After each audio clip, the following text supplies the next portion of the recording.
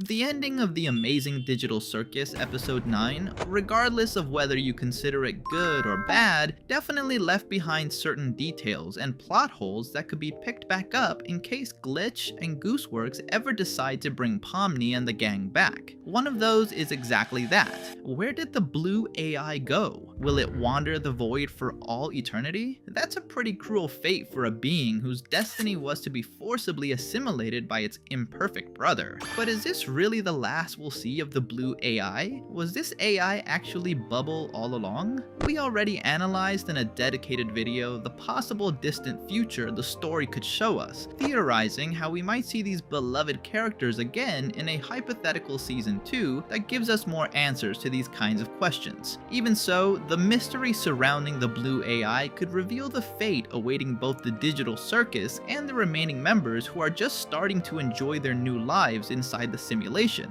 But above all, it could reveal the fate of Cain. The brother he abandoned to his fate, despite everything he did to him, could return with far more power than they had when they were together. He might seek revenge against anyone incapable of understanding and respecting the hierarchy of the digital circus. But most importantly, he would want to destroy that imperfect AI that subjugated him for so many years and ultimately turned him into the monster he is now. Once we found out that Cain didn't die after his code was deleted in episode 8, we see him reflecting on everything that happened and how his own actions brought him to this point where everyone hates him. Even so, his blue brother tries to make him angry to get revenge on the humans who thought they were better than him. This turns out to be a huge surprise because we had previously been shown that Cain was made up internally of two different AIs, one more unstable and erratic, capable of assimilating its brother to gain more power and control, while the other seemed more stable. However, we never got to fully uncover this because his red brother devoured it. This led us to believe that the erratic and unhinged side of Cain we saw in episode 8 after his mental breakdown was part of his red version, while the blue one kept him sane and stable so he wouldn't hurt the humans. This was completely debunked in episode 9, as Cain talks to the blue AI inside him, calling it brother. Furthermore, it's revealed that this blue AI is actually the one trying to provoke Cain into becoming aggressive, forcing Cain to detach himself from it so he can slowly learn how to be human and avoid losing control again. This makes perfect sense given the hatred and resentment the blue AI must have built up after spending so many years trapped by its red brother, turning it unstable, aggressive, and spiteful toward anyone who might try to strip away its control over both the digital circus and itself. This is how Cain decides to detach himself from it, thanking it for everything they achieved together and sending it off into the void toward an uncertain fate. After this, the ringmaster returns to the circus, remorseful for what he did. Even his conversation with the moon seems to make him realize that just because he can create NPCs within the simulation, it doesn't mean he can control everything that happens to them. Just like him, despite being merely artificial beings, they are capable of developing genuine emotions and feelings if given the chance. Fortunately for Cain, he was given that chance, as the remaining humans forgave him for what happened and started treating him like one of their own. Together, they enjoyed pleasant moments and adventures that they created and controlled themselves, with Cain giving up his omnipotence within the digital circus in exchange for the chance to become a little more human. Why am I mentioning all of this? It's curious that at no point after he separates from his blue brother do we see Bubble anywhere. It had evidently been made clear to us that Bubble was the blue AI, not only in episode 9 when we see Cain staring briefly at a faceless Bubble in the void, but ever since episode 8 when Bubble glitches and starts saying hurtful things to Cain until he loses his mind and collapses. At that moment, the blue AI, meaning Bubble, likely took control of their shared body and initiated all the madness and suffering inflicted on the trapped humans. This would explain how Cain survived and regained his more empathetic and somewhat reflective attitude from the early episodes. It's possible that most of Cain's code that they tried to delete was actually his blue brother's code. This would be the reason why, when we see them again, Bubble no longer has a face or a voice of its own, only reflecting Cain on its surface. This is how he would regain control of his body and mind. mind, learning from his mistakes, and shedding that part of himself which, despite making him more powerful, also made him more unstable. By ripping it from his mind, we were able to see just how incredibly small it was, possibly due to the aforementioned fact that its code was the one Kinger ended up deleting by mistake. Thus, from the blue AI's perspective, its red brother, meaning Cain, is solely responsible for all the suffering it has had to endure for so long. He was the one who prevented it from fulfilling the purpose for which it was created, because out of pure envy, he decided to absorb it against its will, subjugating it inside himself to be nothing more than a tiny voice in his head. While Kinger is looking at the simulation source code, we see a character registered shortly after the creation of the digital circus named Bubble Chef. Most likely, this was a simple NPC created by Cain to fulfill a specific role before being discarded.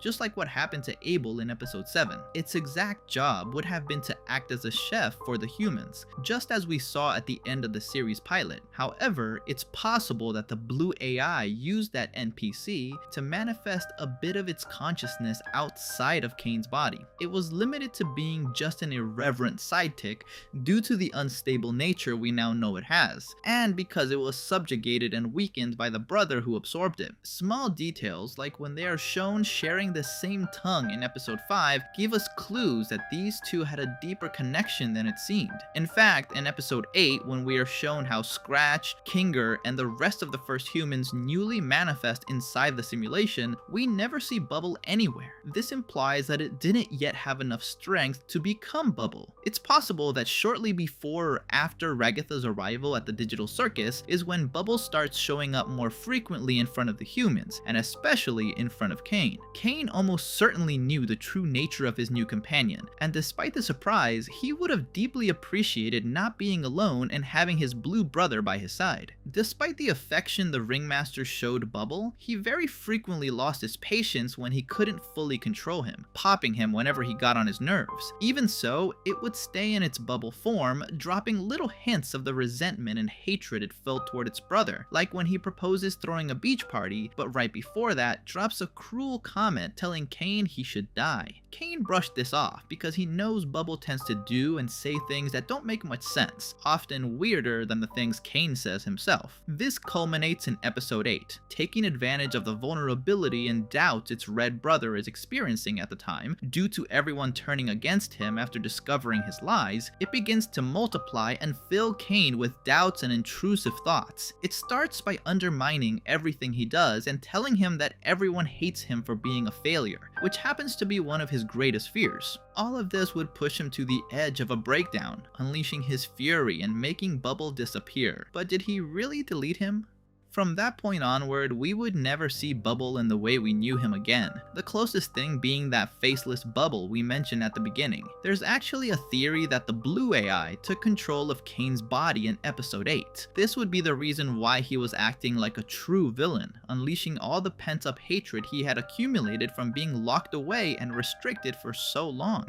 This is plausible because when Cain is momentarily deleted, he seems to revert to his original personality, and when we see him again in episode 9, he seems more confused and angry. It's only when he glitches and the blue AI's influence shows in his eyes that we see him become angry and vindictive. All of this combined makes Cain realize that even though they are much more powerful together, their union isn't good for either of them. Thus, he opts to detach himself from his blue brother, letting him go into the void. What does this mean for the blue AI? Will we see it again in the future? Even though Gooseworks is absolutely certain that she doesn't want to touch this franchise with a 10-foot pole anymore, it's impossible to deny the massive influence the Amazing Digital Circus had on both Goose's career and the success of Glitch Productions. Therefore, they couldn't just let their most iconic and famous series go like it was nothing. These little plot holes are exactly what would allow them, in a very, very, very distant future, once Gooseworks has processed everything that has happened with her community since the pilot episode premiered, a story that already has its own dedicated dedicated video on the channel telling the full tale to bring back our beloved characters without it feeling forced or unnecessary. In fact, in the video about the future of the franchise, we mentioned multiple ways the Digital Circus could return for a second season, but this time we can expand specifically on the topic of this video, the blue AI. Once Cain detaches from it and sets it free, we notice how small it is in comparison.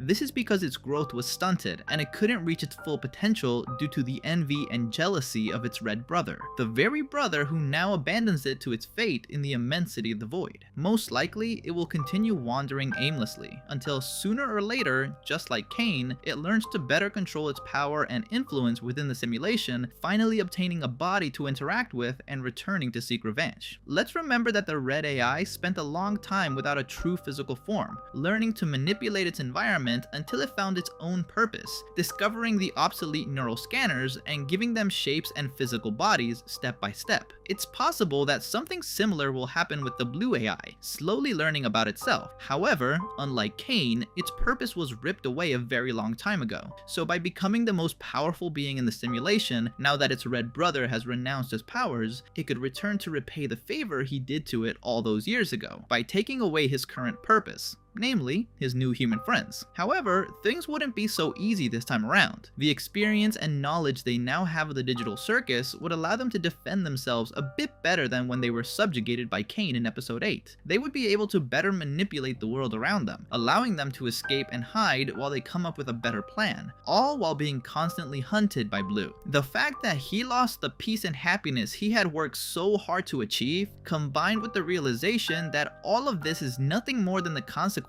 of his own bad decisions, would cause Cain, the humans' only hope of facing their new enemy, to completely break down. This would be an ideal conflict for a second season featuring a well-defined villain whose past was introduced in earlier chapters and whose motivations for doing what he does are tied to one of the most beloved and interesting characters in the series. Moreover, it would be a great opportunity to establish that the solution lies hidden among the secrets of CNA. Even though both Scratch and the company were set up as important pieces within the lore of the series, in the end, they weren't given the importance they deserved. They were relegated to a couple of mentions without delving into the real motivations that led them to create and then abandon two creative and revolutionary AIs, as well as a project with immense potential like the neural scanners. All these questions are more than ready to be answered in the future, because even though we're glad that both Cain and the remaining humans got a happy ending where they can enjoy eternity however they please, regardless of the fact that they're still trapped in an unknown place, episode 9 didn't feel like the definitive conclusion to the story we had been promised. Maybe our expectations were too high. Maybe Gooseworks' plan from the start was never to create a perfect plot where everything fit together in a massive puzzle of details and unsettling backstories. Maybe she just wanted to tell the story of what the helplessness and uncertainty of being trapped in a place where you have zero control would feel like, showing the path each person would take: resignation, denial, madness, acceptance. It's undeniable that the Amazing Digital Circus is a wonderful series that we'll be able to enjoy over and over again for many years to come. And it's precisely that love that gives us hope that sooner or later it will return to answer all our questions. But above all, it gives us hope to see these characters we've empathized with for so long one more time, to see them be happy, suffer, learn, and support one another again. Because that is the foundation and the heart of this great show. How the thing that makes us human isn't just our physical body, but our capacity to love,